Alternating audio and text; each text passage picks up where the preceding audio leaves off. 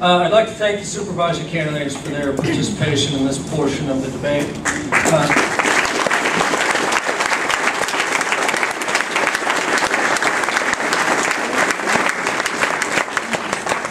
We're now at the point of the debate for the closing statements from each candidate. According to the coin toss at the beginning, ahead of the debate, the Republicans will go first and the Democrats will go second in the closing statements.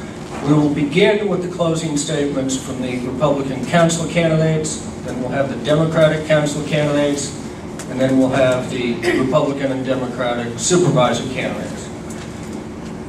If I might ask Mr. Marco, the closing statement? Sure. And these will be 2 minutes each or less. Sure. Again, thank you to the PCNR. The bottom line is I am not running because I'm on a power trip. I'm not running for a title. I'm running because I am really worried about the future of Philipstown. There's been a lot of mudslinging going on in this campaign, and for a small community of neighbors, I think it's uncalled for. I'm seeking this position for all of the right reasons. I plan on staying here. I plan on my son staying here. And I want to make sure that that's a reality for the future. This community, Republicans, Democrats, Independents, Conservatives, any party, we all need to unite and we all need to work together. I have the ambition, I have the education, and I have the communicating skills to get the job done right. Thank you.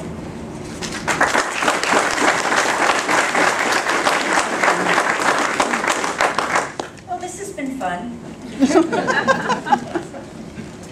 Thank you again for having this tonight. In my closing, I just want to stress that we must continue to preserve and protect the character of our community. It's essential to me, that's why people live here.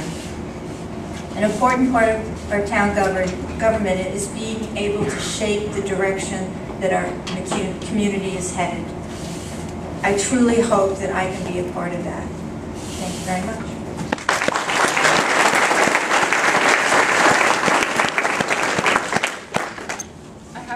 Start by thanking my kids and my family, Vin, Jack, and Hudson, and Jimmy. Thank you for your patience. And to the Philipstown Democratic Committee and the Friends of Richard Shea Committee for really getting me here tonight. I want to end by sharing something again, something that I learned from a training I attended with the Garrison Fire Department. It's taken from a simple book written by Robert Fulgham, and it's used everywhere from the sandbox to the accident scene. Share everything. Don't let the new political buzzword, consolidation, get in the way. It will go out of style just like smart growth buzzword did. We should share everything, we should start now, and these things are just common sense. The other item in this poem by Robert Fulgham is play fair. We all have responsibilities as citizens. We have responsibilities as volunteers and as board members. We're not immune to criticism. We're not immune to being examined, all of us, for how we act as citizens, volunteers, and town board members. Don't hit people. That's just common sense. Restore some stability, especially after the election. We're all one great, great town. Put things back where you find them, just like we did after Irene, and hopefully we'll continue to put them back better. Wash your hands. It's important to get Putnam County services here. We do send over $9 million a year. I've gone to many events at Putnam County, lots of trainings. I was actually trained to be an EMT over there.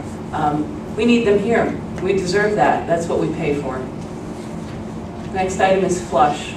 And don't let it get into the wetlands. Don't let it poison your water. And don't let it get into our river. And last is warm cookies and milk are good for you. Our seniors deserve them, and we need to find a place where they can have them every day, a comfortable place.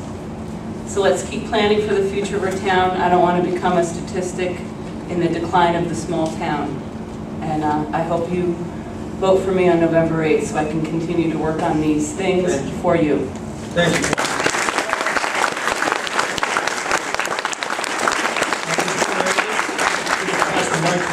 Oh, sorry. In the tennis match. It's a lot of responsibility, that mic. Falling down on the job here.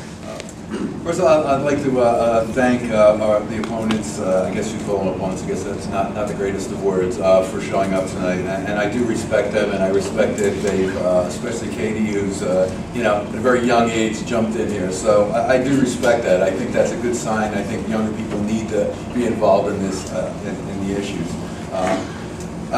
I'd like to just say that I think we're at the distinct advantage of living in Cold Spring, in Philipstown, of looking what our future could be just to the north or south of us. I think that this election should be about qualifications. It should be about the quality of life we have here, what we have, and what we could lose in an instant. We could lose everything we have in a year or less, depending on where someone wants to go at any given time.